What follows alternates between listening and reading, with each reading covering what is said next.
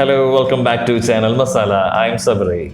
How do the people are towards money and resources? A person who likes to share his idea, money, knowledge, time and possession is called as generous person. At the same time, if a person likes to keep everything with himself, is named as selfish. What do we call the person who hates to spend money or possession? They are called as stingy. Here, I would like to recollect a word minimal, which means a person who lives his life with some limitations.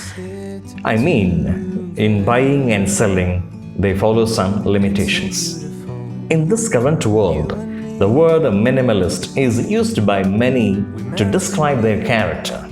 Though it goes real with some people, still it is not with all. According to me, it is also a kind of a stingy behavior. If a person is not satisfied with his money or possession and expects beyond the limit, is titled as greedy person. If the expectation is fulfilled, it will lead to the state of rejoice. But many expectations end in a disappointment. Avoid or control expectation. Give your best. If you deserve, you will be rewarded. Give your thumbs up, drop your comments, share it with your friends and motivate them to subscribe.